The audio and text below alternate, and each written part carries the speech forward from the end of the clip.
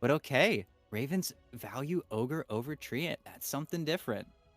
which is very strange, especially among these SA squads. SA fives, I mean, they love Treant. Everyone loves Treant at the five position, but South America was even picking it up the last cycle when it was starting to fall off. So a little surprising that it doesn't come through. But hey, we had to have one game, right? At least one game where the Treants neither picked nor banned, and maybe this will be the only one for all we know. But it does happen. Thunder Awaken though do go in for the Batrider pick, and I suppose with that pickup ET, they are still maintaining the flexibility here. Could be two, could be three, but at this stage, the bat at the three has felt really weak, and the tiny at the mid has honestly not felt fantastic either the last couple times they take it. So yes, the flexibility exists, but in reality, I don't think it's something Thunder Awaken are seriously considering.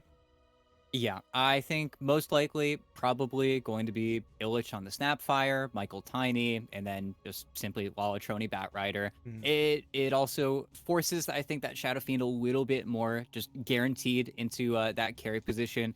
It's kind of a classically good lane for Shadow Fiend because, of course, you run at the Shadow Fiend, you eat 3 raises on your way to him, and then even if you have 5 stacks, he might just right click you to death.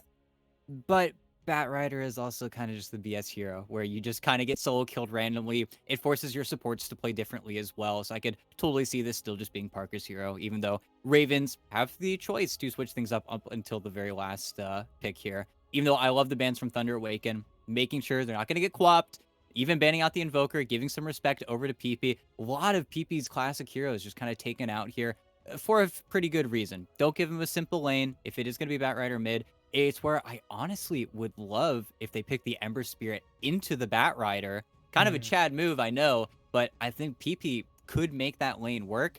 I think that would honestly be one of their best options as well, considering that the rest of Thunder Awaken don't really have that much guaranteed lockdown. They've got short bursts of it, but once you get BKB, you kind of just start running over them. Very similar fashion to Mr. Jean's Ember Spirit earlier.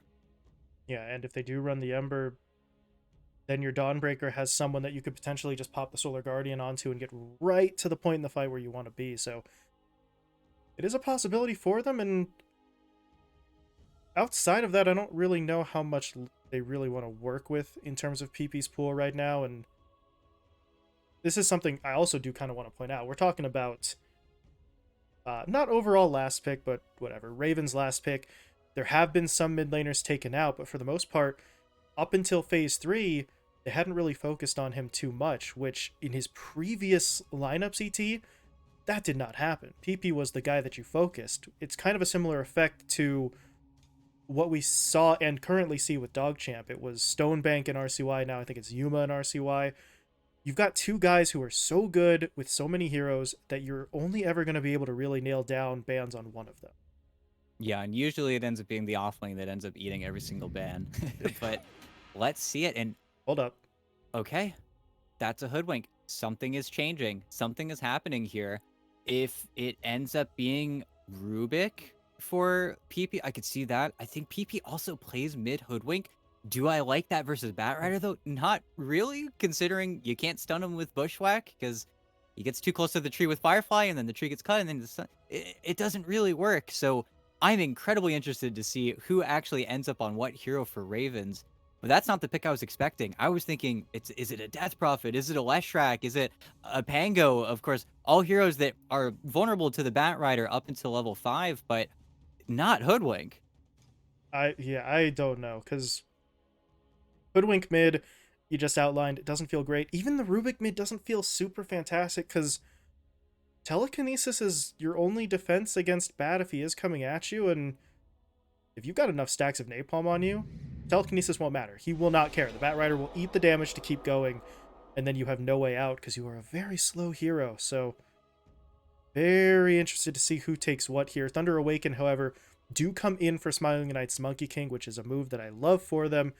We saw it the last time we were casting Thunder Awaken. It's a hero that he likes, and he knows what he's doing. Yeah, he likes it. He plays well with it. He reminds me a lot of Lumiere, where he's just constantly involved in that mid game. He's just always where pressure needs to be applied. is where AFK farming carries like Parker get put under even more pressure because instead of playing against a carry, he's just on the other side doing his own thing. He's running at you. He's looking to steal farm from you. He is always in your face, which is always a joy to see. Hmm. And I feel like he's going to have a pretty darn easy lane. I mean, playing versus the Dawnbreaker, of course, it's a melee hero versus Monkey King, means that getting those Jingle stacks are going to be pretty easy. But anytime Benjaz wants to do damage in this lane, Excel's going to stop him. He's going to frostbite him. It's where they just have such a great duo. I think Dismar is going to have to work for a lot of those plays and then kind of hope that it all comes to fruition. But not to mention just that, all of the plays for Ravens in general are going to be coming from this bushwhack. It's where, unfortunately, maybe you can do a lift here or there, but that setup for Solar Guardian isn't really there. It is going to be coming from the bushwhack, from the little plays, maybe even from a Yule Scepter coming down the line. It just feels like, yet again, we're seeing a team really struggle to get some of that cohesion with Dawnbreaker, despite it getting drafted early on. Yeah, they take it early and then almost take for granted the fact that you still need the setup for it. It does not work just in and of itself in a vacuum, but well, we'll have to see. Maybe they can still make something happen, but it really feels like I don't consider myself they have made this matchup a lot harder for themselves, and that does give us an opportunity to point out one real quick thing for Ravens here that we kind of glossed over in the draft. We were talking about Parker. Excuse me, Parker having been moved to the lineup. This is not Ravens' normal lineup. Dismar is here, which for a lot of people may seem normal. Technically speaking, he left the team. He is not supposed to be on the official roster right now, so he is standing in for Dark Demon, and then of course you've got Rusi here playing in place of Kara. So they have a former player as a stand-in, and then an actual stand-in for their support duo, and at this point just trying to power through it anyway, getting in there for what they hope would be a first blood attempt, but Michael hits an avalanche onto basically everyone. Yeah, really goes to show that Parker's just taken the team. He's just hold the roster. Yeah, it's Parker's team now because everybody's just falling like flies on Ravens' main team. But here we go, nuzzling in here. Some domination over the bounty runes. Ravens maintaining 4 heroes here. Not sure that yeah, Excel and Knight decide to give up on that play, but will be a relatively quiet start here. Like on the other side, also trying to bully up Parker just a little bit. Not like Parker can really do much, but is an interesting way for Michael to decide to skill up here. This is not what we typically see. It's been the tree grab for almost half a year now, but kind of the old style here. Going to be a little bit more difficult to maybe secure some of those range creeps, but I guess that's where Illich is going to be on range creep duty with Scatterblast. And now it kind of makes you wish that maybe Thunder Awaken had decided to fully turn and take that fight in the jungle. The avalanche hit onto like 4 of them, and then they just used that opportunity to walk away, but now it means Michael has a bit of an awkward skill build, but I don't know. Getting an assist in that fight probably would not have really helped him much. He'd still have the exact same skill build, and he did go boots first, so it is what it is, right? As you said, Illich is going to have to be a little bit more diligent here, but should still be fine for them. Although, yeah, no, you can't do that. Call a Discourier to him while he's trying to pull a creep wave, so that's the easiest snipe Rusi's ever had in his life. And now, well, now we pause, but Michael may have a little bit of a hard time maintaining aggro with the Ogre right on his heels. Yeah, he struggled to get aggro initially as well. The creeps were kind of getting body blocked and fogged by him, but Rusi actually, with the route he had to go to try and stop the Tiny, ended up blocking up the large camp as well. So I think this is going to be a relatively free creep pool. A creep pool that, of course, will always favor the team actually making the creep pool happen. Parker will have to eat these Illich right clicks underneath this tower already. He's going to get slowed up by a Scatterblast that is incoming, I guess you could say. It's already been cast, but just waiting for the actual attack to come flying through. But is a pretty annoying start for him, even though he's doing a good job of maintaining those stacks on the Snapfire already. Got a couple of them, and oh, we'll see. There we go. Looks like he is reconnecting, but as you say, the Scatterblast is... It's gonna hit. There's no denying that. There it is. Damage in. Meanwhile, for Michael, Doubles back for the aggro. And Rusi actually decides to kind of give that up a little bit. Now he'll make his way over, but not going to see him care too much about the direct contest of the pull under the tower. So, should allow Michael to, presumably, get himself up to level 2. And, well, does he just go for the tree grab now? Does he look for the Avatos to try and get some sort of toss-back play? Not sure. Only entertaining the notion that he switches it up, though, because he did get the boots first, right? Yeah, I feel like getting a toss early, it's just where you don't really have that much mana. It's where Tree Grab is a much more efficient spell, so could see it go in either direction. But, and yeah, there you go. Gets it. Makes sense. But, it is going to be a waiting game, and a game that Rusi is going to win, at least in the early trades. But as soon as Parker hits level 3, we could honestly see some fire in the top lane, just with how much damage that second point raises really does. Waiting to see some fireworks in the top lane. In the meantime, ET, well, what's the game plan here, bot? Because you got a melee core against a Monkey King that's 9 times out of 10 not fun for the offlaner, but Benjaz, he's been farming pretty well through the first couple of waves. No, he's been doing a fine job, as well as I think Dismar really closing the distance of this matchup. He's been very obnoxious, been efficient with his spells, but also been eating a lot of Excel's mana. Excel is currently Mangaless. He's waiting for his next courier out. So they've kind of moved past both sides, big early timing. Benjaz wasn't able to make anything happen with level 2 on Dawnbreaker, and neither was Knight really able to make any play on to Dismar. So kind of a stalemate. Stalemate's just fine for Benjaz at this point, right? Get your experience, get your levels in your last hits, and last hits going well across the board for them. All 3 of their heroes sitting, well, at the top at the moment, including the mid Rubik, which still just waiting to see how aggressive Lalatroni wants to be. And in fact, he is waiting to see how aggressive he wants to be, because he is holding 2 skill points at the moment, really wanting to determine, can I actually go for the Firefly, as Benjaz does make the play down bot onto Excel. The combo works. Has to sacrifice Dismar for it, though, because Smiling Knight would not be denied a kill in return, but it is first blood to Ravens. This was over before it No, started. yeah. Very nice play. Knight does have boots now, though, which is going to be slightly problematic here for the lane going forward, but it could be worse, and you do, I think, have the boots coming out for Benjaz, so it will even up. First blood gold definitely carry him a little bit in this situation. Trade off in the bottom lane. Let's see, did Lalatroni's skill... He used one of the points, so he does have the Firefly, but still holding on to that final... Excuse me, that final skill point, which... Well... I don't know. How useful will that be in the long run? We'll have to wait and see. In the meantime, back up top, Parker getting a little bit pressured. They are starting to get a little more active here across the map, including bot, where Benjaz is trying desperately to get himself away. Cooldowns and mana will prevent Excel from getting any further lockdown. Benjaz is able to walk his way out of that one, but ET, the fighting continues. Now we're going to swing up top because there's yet another engagement. Rusi dangerously low, but Illich used all the mana that he had. Michael in a similar situation. He could pop the stick, but he needs the cooldowns. And at this point, do they want to dive the tower for...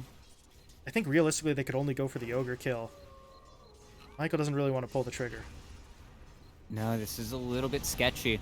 Rusi even used his own Mango onto Parker just to nuke out that wave as fast as he could, but really moved past kind of a dangerous situation. But here we go, and there you go.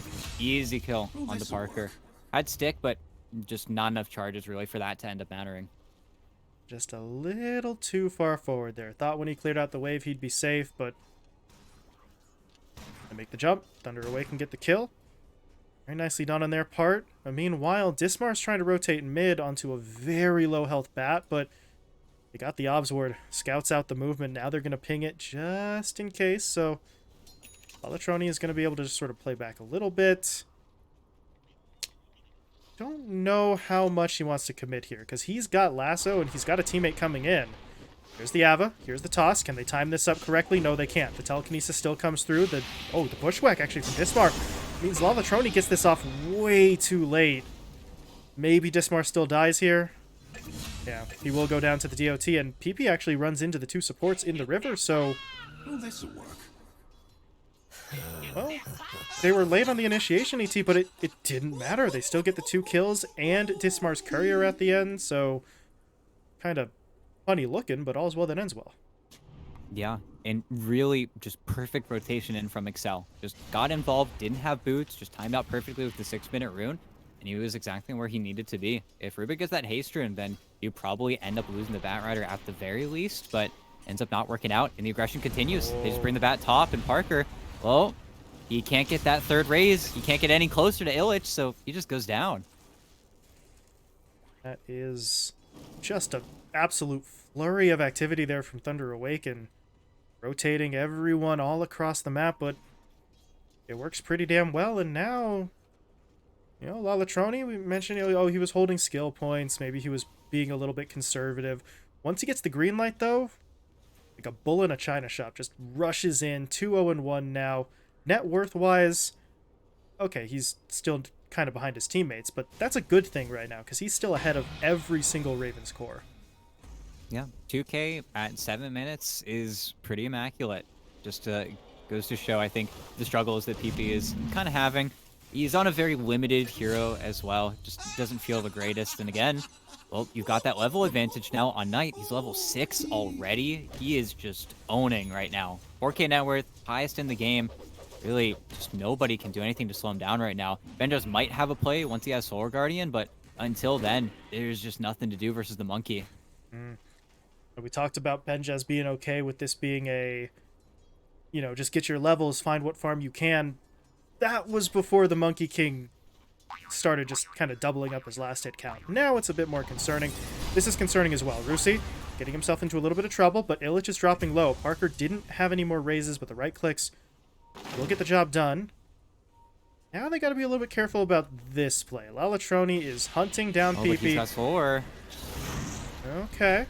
Lalatroni needs some help. Here comes Excel in with the Nova, slowing everybody up, but Dismar's made his way over as well. There's the Bushwhack, locking him down. Bat Rider dead. But the toss still gets a kill onto someone, but it's only the Ogre. And now here comes Parker. He says, I will take a free kill, thank you. Gets Michael, and now Excel. Yeah, what can you really do there? Entirely trapped, didn't have mana for TP, so... The rotations in terms of who comes looks okay for Thunder Awaken ET. It's just that the timing is really what kind of screws him over. Yeah, and I was wondering how they were going to move past that Solar Guardian, because of course it is the perfect answer to Lasso, and in truth, the answer was they weren't going to be able to answer it. Now they do have a momentary kind of power spike here, though. Illich has his Mortimer Kisses. There's no Solar Guardian. That's why they go for this Revenge Smoke right now. They hit onto Parker. That would be perfect, but they're breaking onto Rusi, and, well, they'll take him, begrudgingly, but that is not the kill they wanted. And why Rusi is standing there to break any smoke attempt. They'll take it, but they're not happy about it. Maybe some pressure onto the tower could come out of this as well. Illich... Oh, Illich doesn't have any points in the Shredder, which is not that surprising, right? Unless you have a specific reason to pick it up. We do see the snaps largely avoid it, but it does mean this tower push is a lot slower. It is still happening, though. Okay, well, now the glyph comes out, so that kind of puts a damper on that, and they will have to back away, but a lot of chip damage dealt there. No, it's very good. It comes, you know, a creep wave too early. A cart would expedite the process immensely, but it could be worse. And they are going to get this tower for free, and it's going to move the Snapfire across the map. Really, he wants to find somebody to use his kisses on, and that's where it is going to need to be some setup from either Excel or Michael, but Thunder Awaken are also completely fine farming, waiting.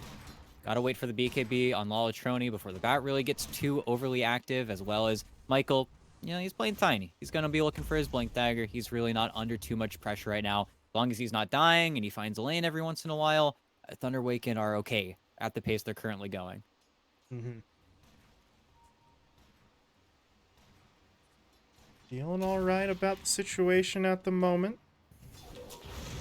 Well, less okay about that. Excel ends up getting picked off there, but... Crystal Maiden, lowest net worth hero in the game. That's not going to hurt them too much. Oh, but look at this. Oh. Michael looking for Parker. just showed up in the lane, but it's daytime. They're going to be able to react, and actually, Michael's getting turned on, but Knight is here. He wants to play, and what a... Oh, it's They got the perfect. kisses. But that Solar Guardian forces them to really just disperse entirely, and... Oh, Parker will TP out. Should be able to get himself away. Do Thunder Awaken find anything here? Really looking like the answer is no. And Illish might actually go down. He has to self-cookie to try and create some separation. But he's still caught by the telekinesis, pulled back in. Fade Bolt finishes him off, but Lalatroni, he'll get something. But that is Lasso onto Ogre. Not what he was hoping for when he made his way down here. No, they're running out of gas. PP is also so obnoxious with the stolen maxed out sticky napalm. It's making it really hard to get in and out of these fights. But Illich didn't even get his mech off. That was kind of worst case scenario. But they waited a little bit too long to make that Kisses play that was free after that first Solar Guardian. But it just comes out. Some great dodges from Parker as well. Kind of blows their play wide open, even though that was a great boundless from Knight. Started out, yeah, looking really impressive. Just not quite able to connect on their targets. So now, well, what do? They used up some ults. They used up actually pretty much all the ults that they had. So they do have to wait a little while to be back at full power. And well, Michael is doing his best to push the lane out, get closer to the blink. But yeah, once Parker actually reveals himself, and no more push from the Tiny. Yeah, and we're about on par for maybe a 15 minute blink dagger on the Tiny, so Michael's definitely going to be primed to go. Right now, he's just being a good guy. Maybe think about helping Lalatroni stack a little bit, but there's a huge Ancient stack here, all primed up for the Bat Rider. It's slightly more complicated to take nowadays with the Napalm actually dealing damage, but on Radiant, it's slightly easier than Dire, so he will be able to farm it, even though, again, a little more complicated. Yeah, he's just got to make sure he doesn't take too much damage in the process, trying to sort of weave between the trees there, as you see. Should be able to get it done, and that's going to be a whole lot of gold going his way. Should not really get him directly to the BKB, but one component, maybe two, by the time he's done with that. At the same time, though, Michael... That's awkward. Oh. Okay, not enough damage to actually bring him down. Did throw down the seeds there just for the extra regen. Helps him kind of not walk off all the damage, obviously, but get just enough where he doesn't get picked off there. And okay, you're doing just fine. His death really wouldn't have hurt them that much, but it would have set his own sort of timing on the blink back more than he was comfortable with. Yep. Then Rune spawns, gonna be Arcane Rune for PP, but he's really making this Napalm hurt. Napalm's one of the scariest spells he can get easily, but look bottom. Another Lasso returned, but both the Lasso and the Kisses used, and the Solar Guardian and the mech just allows them to shrug off any of that damage, so again, the play dies. It's not able to strike quickly with this lineup. Benjaz is really just turning into a stone wall that they can't really get through. All the while, PP stayed mid. He's pressuring the tower. He's close to taking it down. They're going to take Michael down first. Dismar with the sharpshooter gets the kill. And the tower will fall shortly afterwards. So Ravens, they are starting to feel pretty good here. Building momentum. Their Shadow Fiend has largely closed the gap with Smiling Knight, so not a whole lot separating the two of them net worth-wise. And they're going to look for a play here in the jungle. They have caught out Excel. It's just the two supports, though, so they really don't do a crazy amount of damage, and Excel's just going to deny to the neutrals. And at this point, Rusi may look to do the same, because he's getting hit up, but Village is able to take him down. Yeah, can't walk that one out, but it could be worse. Just looking for a weak Bat Rider, perhaps farming a stack, but just a little bit behind the 8-ball in that play. But, you know, they've got something to do. Play to be made whenever all those ultimates are waiting on deck. Still 30 seconds off before we could ever see Thunder Awaken really get aggressive again. Funnily enough, at the same time before Solar Guardian's back up, you know? I wonder if they keep getting used at the same time. How about that? Benjaz arming up in the middle lane, looking for the upgrade from the mech to the full-on Guardian Greaves, which only makes the problems worse for Thunder Awaken, but...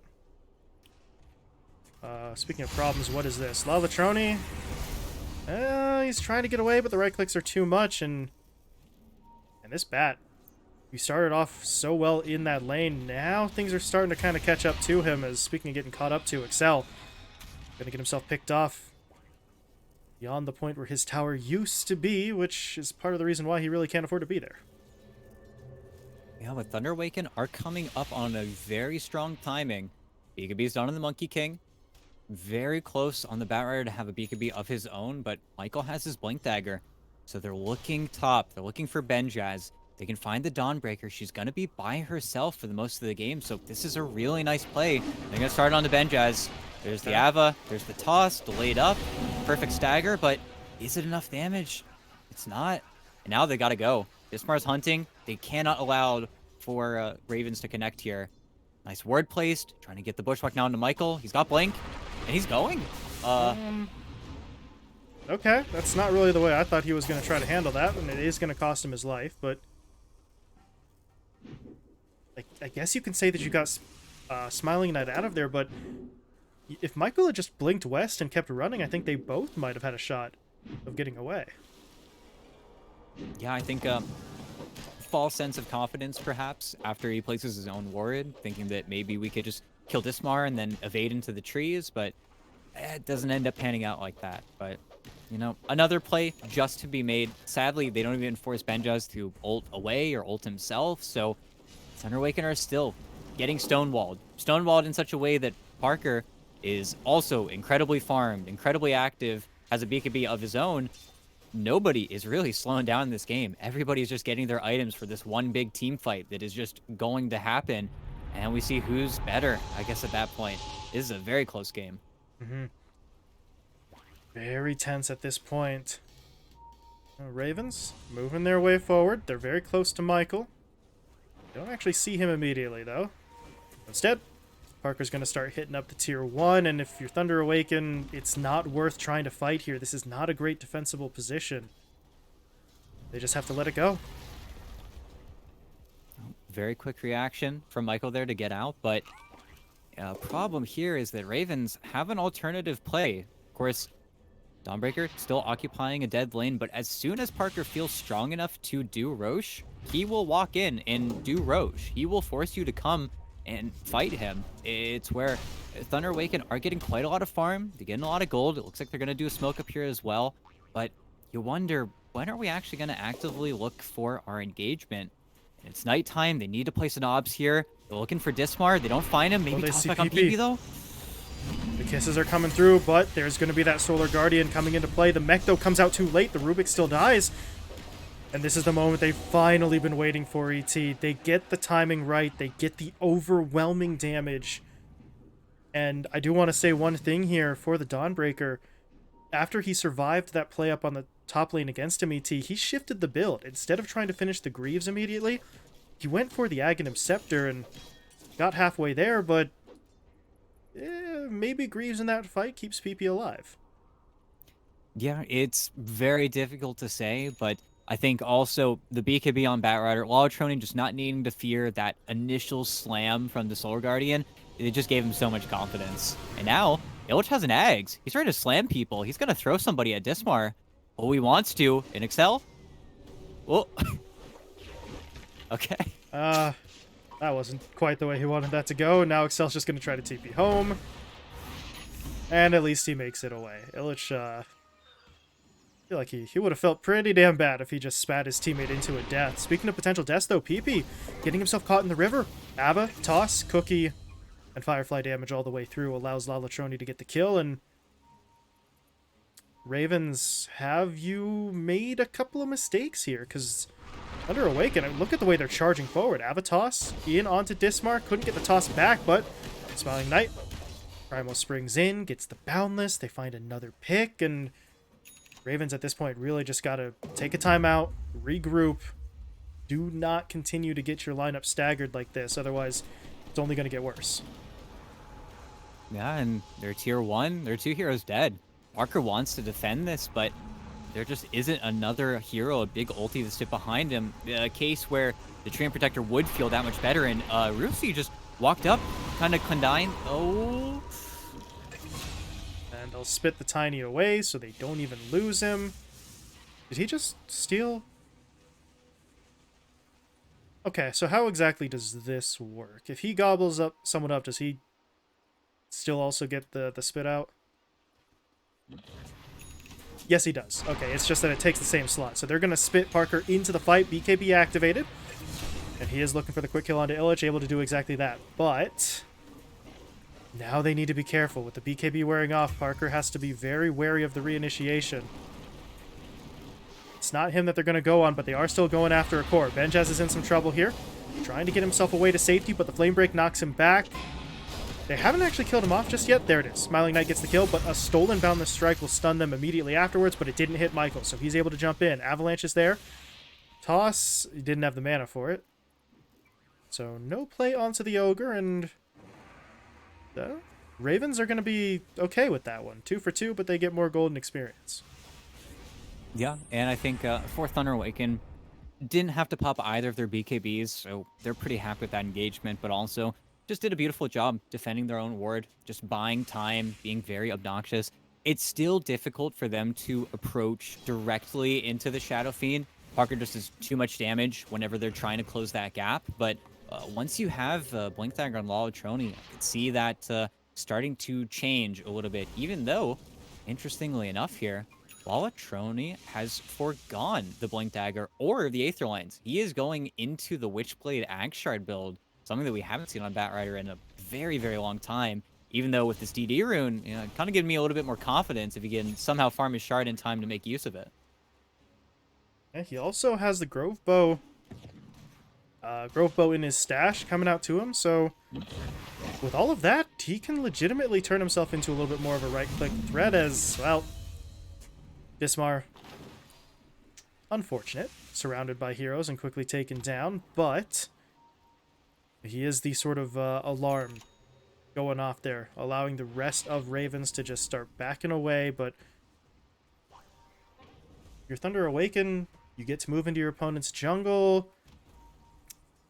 They haven't quite gotten the D ward here just yet, so that vision is still hanging around, but the fact that they're free to operate on their opponent's side of the map is encouraging for them, and now they're going to go in for the Roche attempt. Freezing Field being channeled out. Between that and the armor reduction they've got, they are doing pretty well here, because Knight picked himself up a Desolator. That was unexpected.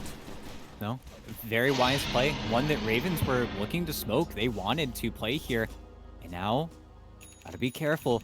Batrider was TPing bottom, but after Michael seeing he could maybe get a grab, decides to stick around. Haste Rune as well. Michael might just get taken down early here, but the team is starting to come. And Michaels, well, he's not dead yet. Parker, though, trying to get in the backline. Quickly takes down Excel. Michael falls as well, but now he's going to get stunned up. Solar Guardian, though, coming in. That's an Ags upgraded Solar Guardian as well, while Parker pops his BKB. And they're going to try to reset this fight. The problem is Benchaz. Oh, that's kind of rough. Ults in to help his teammate. Parker says, thanks, buddy, and then just kind of leaves. And now they're still in trouble because Parker tries to go back in, trying to channel the Requiem. He was getting bounced around a bit, but eventually he will throw that ult out there, but that's... Oh, that's the wrong place to be standing. Parker and Dismar in a perfect line for the Boundless Strike, and they just get blown up. Yeah, just got punished by really an old Sentry Ward that Thunder Awaken placed before they were even roshing just to deward vision, but they were so aware of Parker's play, and then you're caught on the low ground. There's no Solar Guardian. You're out of your own BKB. You didn't even really die to kisses there. It's just the subsequent fall-up magic damage that you just end up falling to, and a play that really feels like they didn't need to lay out for, because that was super low risk from Knight. He didn't have his own BKB, but him having his own stun, he just is able to walk at you, and he still has Aegis. He lost pretty much nothing. Maybe Michael's net worth took a big hit, but everybody else is really happy on Thunder Awaken. Well, feeling pretty good if you're Thunder Awaken right now. But where does the next move come for them? Can they afford to just, you know, get their ults back and go in again? It would seem like the answer is yes at this point, but you do have to be careful because Parker is, you know, still up, still doing damage. I think at this point, if you're Thunder Awakened, you are happy with the lead, but you also have to think about the fact that Ravens did kind of misplay the fight on their end, and if they don't make the same mistakes, you're not going to have the same easy opening, although this is a pretty easy opening here. Rusi, yeah, just kind of walks to his death, and now you got a Blink Dagger up on La Latronia's.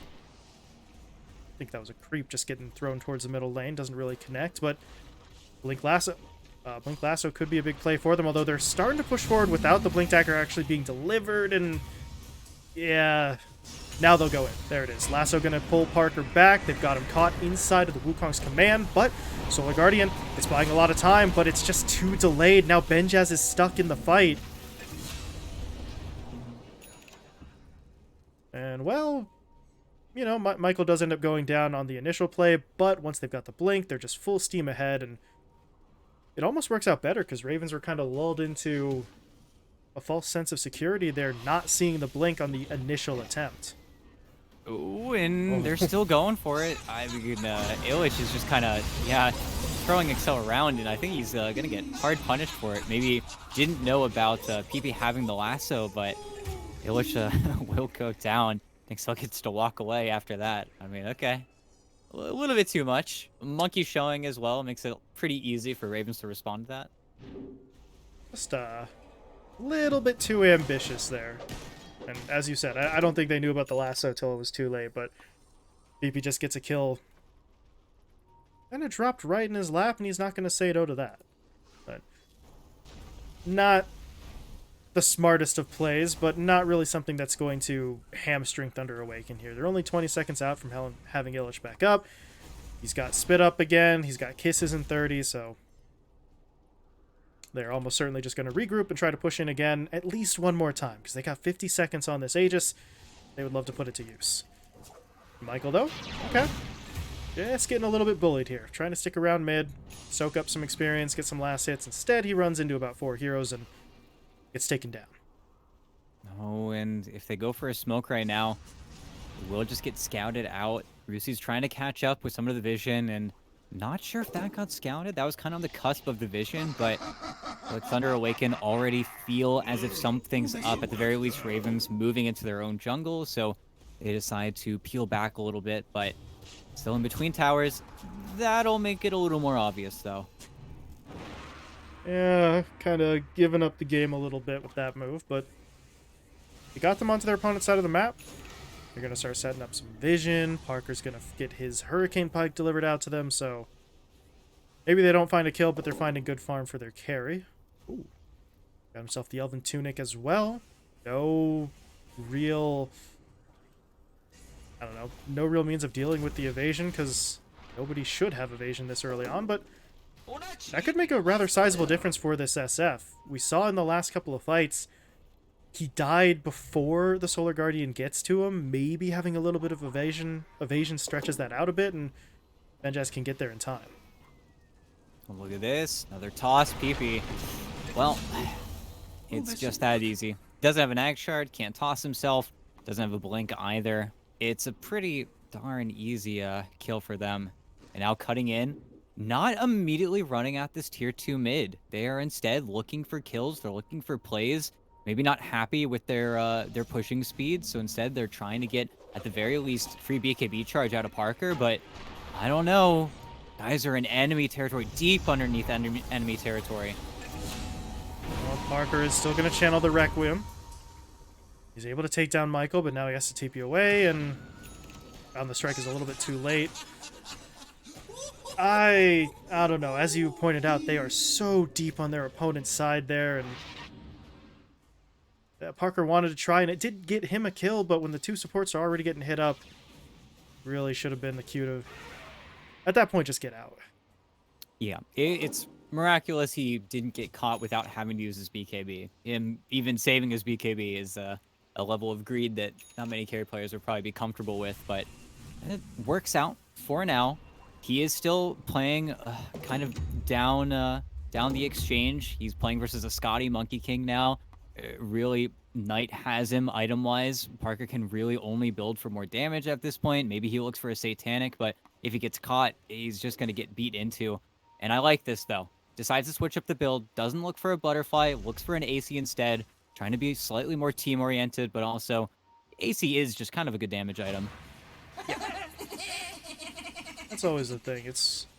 We see a lot of position 3 kind of tanky guys pick it up because it's useful, but can do just as much good. Does exactly the same thing if a carry picks it up too. So, well, why not? In the meantime, though, Thunder Awaken trying to push onto their opponent's side of the map. I think they spotted Benjaz there, but not able to make the jump in onto him. But they really are trying to establish control, finish off this tier 2 tower as well, but they can get the tower, or, well, maybe they can't. They gotta wait for the glyph, but even if they do get the tower, high ground push is still looking a little bit dangerous, although they might have a man advantage there as Desmar gets picked off.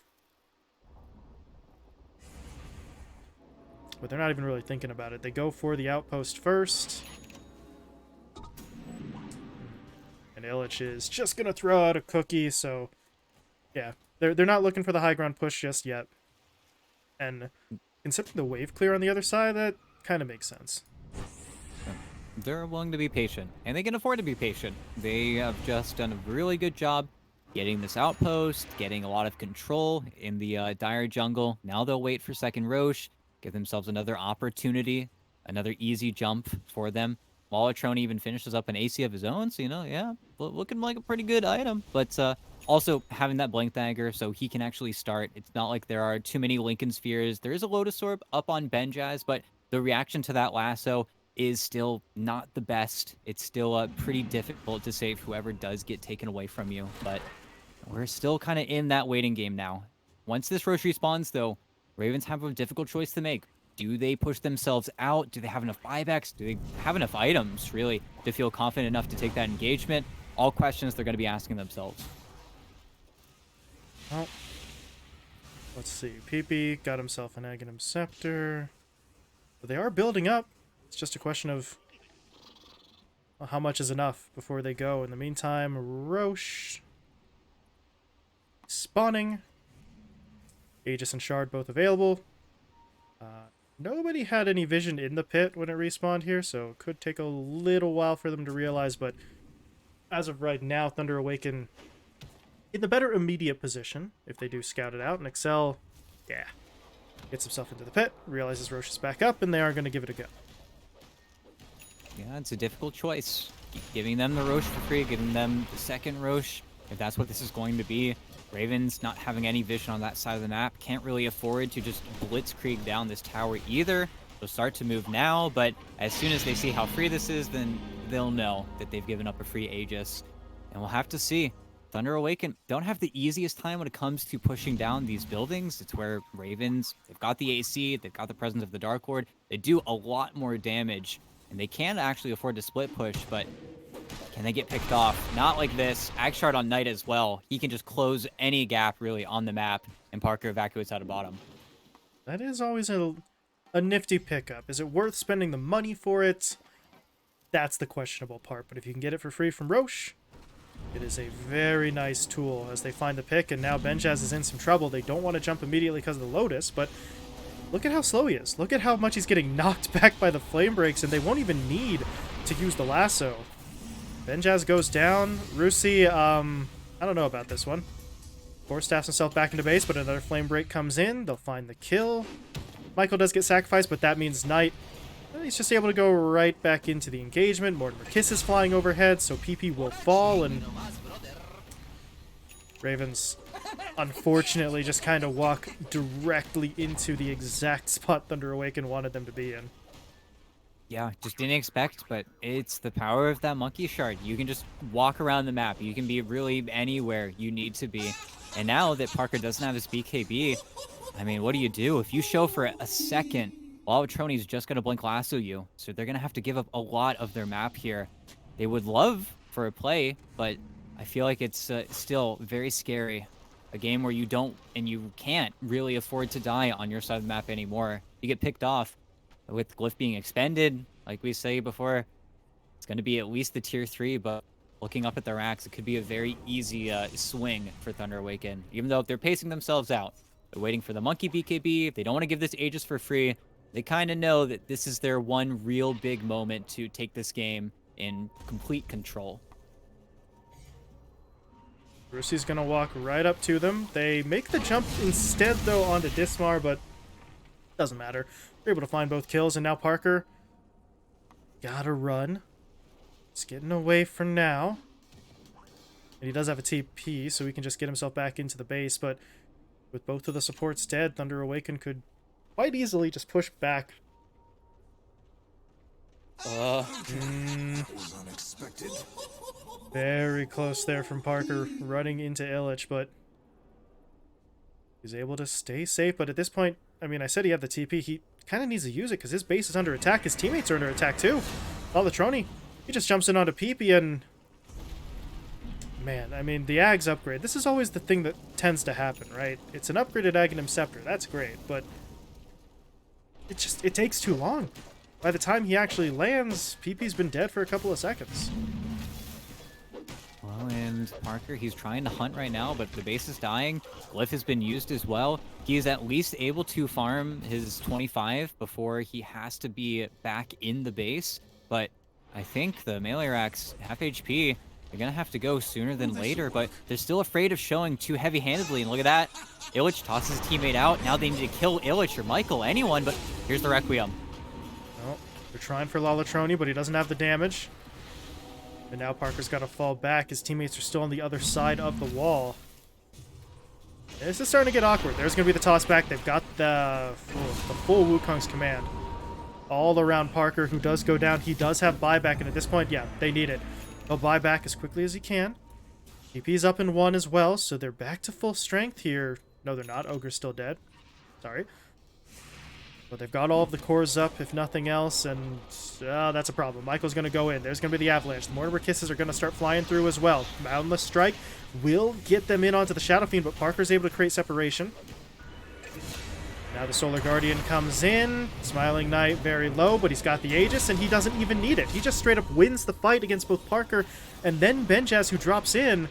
And Ravens are going to GG out. That was their last chance. The dieback from the Shadow Fiend puts an end to the resistance. Yeah, beautiful game, really. Smiling Knight, I think, is still kind of the bulwark for the team. Played extremely solidly. I want to say didn't die in that game. I think that was just a perfect game from him. Just was everywhere he needed to be. Had the perfect item choice. Yeah, 14-0-8. Just literally a perfect Monkey King game. Exactly where he needed to be. Made a ton of the right calls. The item build's perfect. The MKB comes out exactly when he needs it to counter out the Ags from Benjaz. It just felt like there really wasn't a whole lot to do. I also feel, and this kind of happens a lot with Parker teams, but the remaining 4 members just weren't able to keep up. Parker, he had the farm. He had the fight ability. He was ready to go in a lot of these situations, but constantly Michael died a lot in this game. He was constantly out and in front. He was constantly kind of dying first, but he gets the toss back. But he gets the Ava. But he breaks open the team fight, which allows the remainder of his cores to kind of carry. And that's all you need, really. I think that's kind of the difference maker here, where Dismar and STH, they have to work so much harder for a lot of their plays, for anything. And it's not like Benchaz can make plays of its own. It's not like PP can make plays of its own, because their heroes just aren't equipped for the game. And I think that's where maybe this last-ditch choice of putting Dismar on the Hoodwink wasn't the best decision for Ravens, because it just feels kind of weird. It feels like you have one less core, and unless PP absolutely snowballs out of control, you don't have anybody else on your team to kind of cover that legwork. You don't have any more team fight. You don't have another big spell. It's just a little bit too single target. Mm-hmm.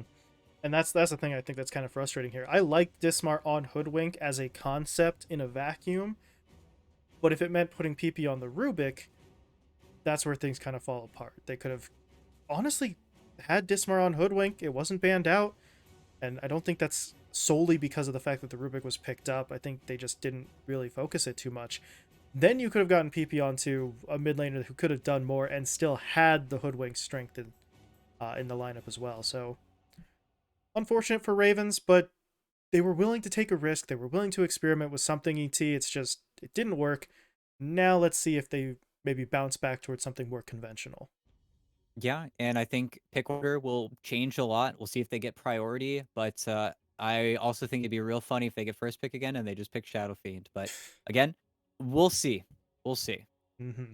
And that game 2 draft is going to be coming your way in really just about 5 to 10 minutes here. So we will step aside for just a moment and be back for our next game. We'll see you then.